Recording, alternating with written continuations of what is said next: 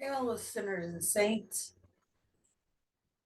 Today we're going to look at another odd one, as always.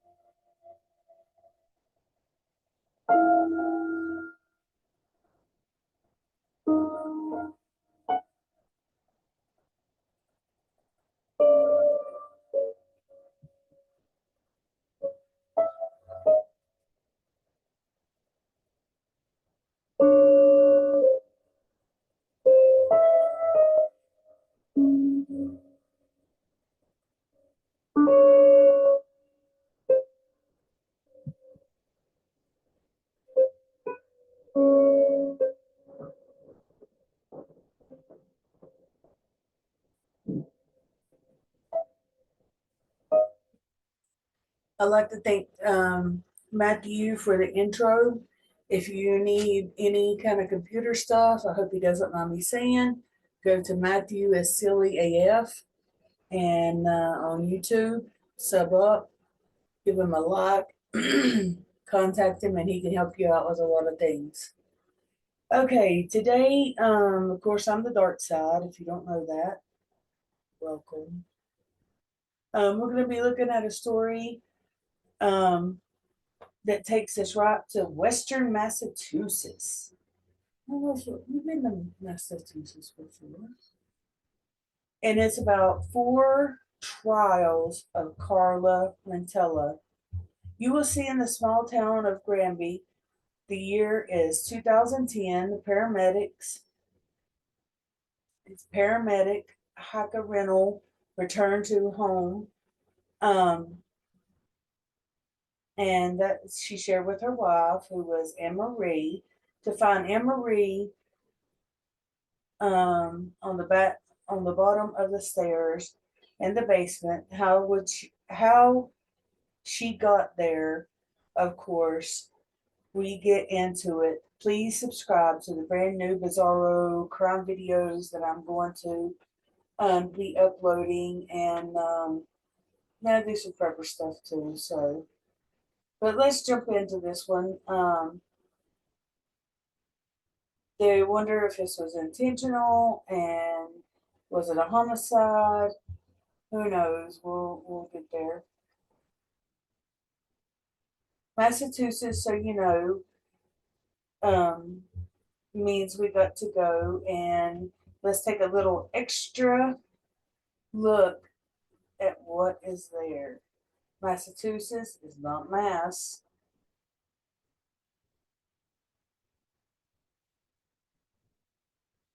Oh, I just like to know who the crime scene is in Granby. I'd like you to know about the crime scene being in Granby, Western Massachusetts, and the town was, like I said, a lot of not mass. It's a little bitty place, approximately 6,000 people, and it sits in northeast Springfield, and it's pretty rural, trees, grass. Um, that most of the area is just covered with trees. So if you're into that, that's where you want to go. Um, it's a quiet place. It's known for absolutely nothing. It's a village with much to say about it. So I want to say a lot about it. Swiftly moving on to the southwestern side of town on Barton Street. That is where we're going to be taking today for the Carla Rentel and her wife Anna Marie Crocken. Crockett. Oh, I was in the army with a guy that had that name. Crocken.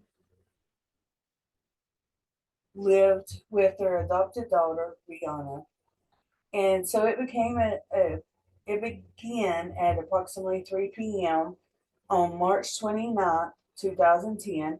Carla and her 2-year-old daughter, Brianna. That's the married couple. And this one's Anne Marie.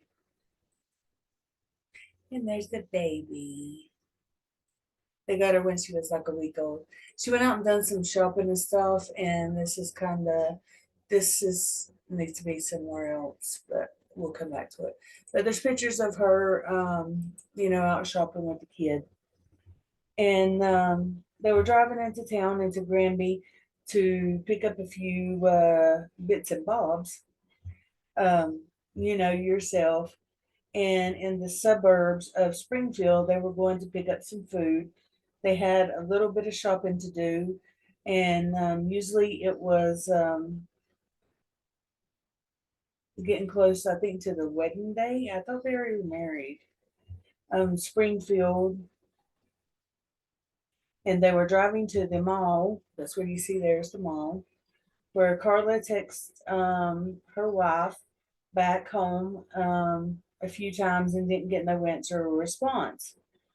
Though she had a few places to stop off that evening, and Carla began texting more frequently, finally calling Anne Marie to check to see if everything was okay. She was getting worried about leaving numerous voicemails.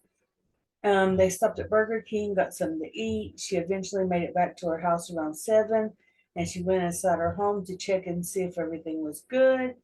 Um, Next thing you know, she was banging on the neighbor's door, giving I don't know if it's Brianna or Rihanna, to the neighbor and telling them to call 911.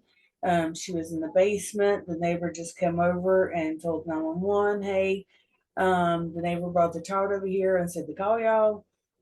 She was pretty distraught. So when she came over, she just handed the baby. She went down to the basement, and she didn't see too much domestic disturbance. She was just dead on the floor and covered in paint. Anne Marie,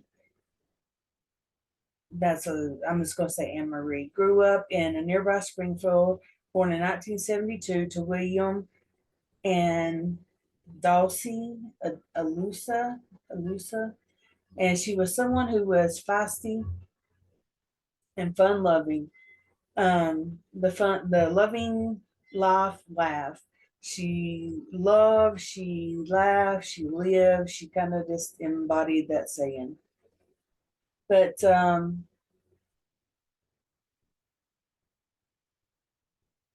she took life by the horn. She was just outgoing. Anne Marie, when she was young, thought that knew she was attracted to other women. And in 2002, she met Carla Rentelli, 7 years older than her. Um, they met at work. They were both paramedics based in Springfield and Wyandotte. She was the happy-go-lucky one. No one knew that she was also shy from letting people know that she was going um, on her noodle.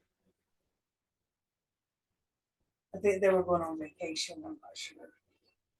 They got married. They adopted Brianna, less than a week old, and they were just happy little family, living in rural countryside until the 29th of March 2010 came around and was found at the bottom of the basement steps.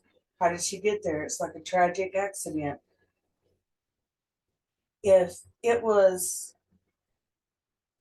if it would have ended well, then this wouldn't be a video.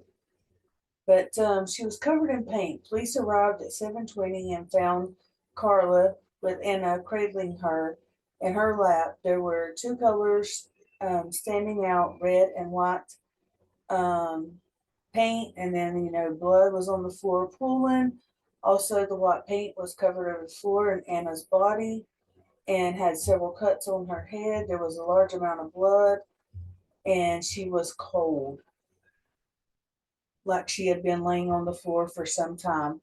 rigor mortis was already setting in. Now, you first thought if she trips down the stairs and she hits the bucket of paint, then the blood and the paint are everywhere, right? Right there. Mystery solved. Not quite. Like it was some parts of paint and that was dry, and some of it was still wet. So it's kind of like some was poured, it dried, and then it was poured again.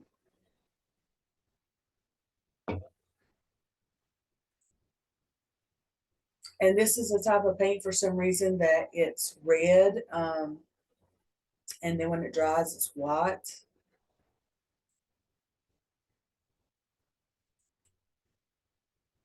They look so happy.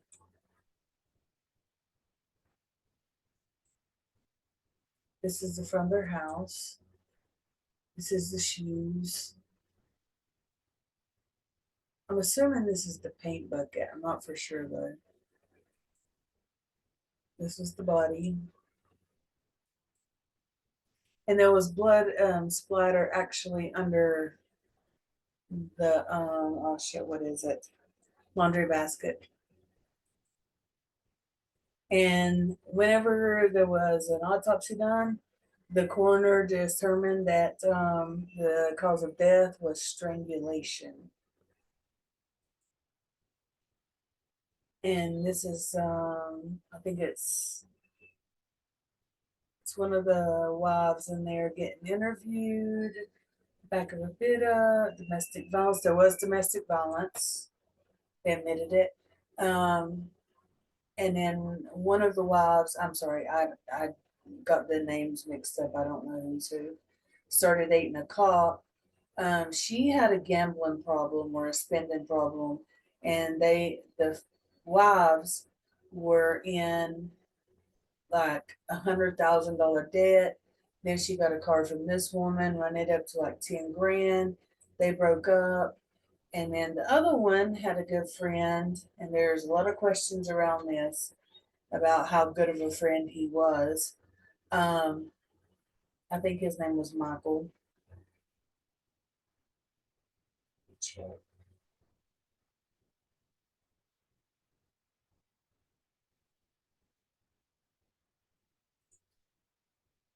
And so,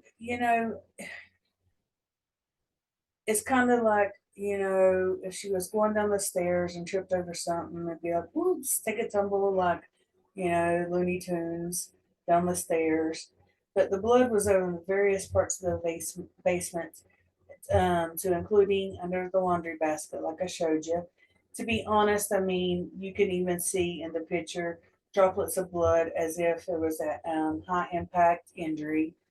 They're talking to them all, and whatever, that's all I could think of. It's a little migrating here. See, Carla was questioned. Okay, this is Carla. She is the killer.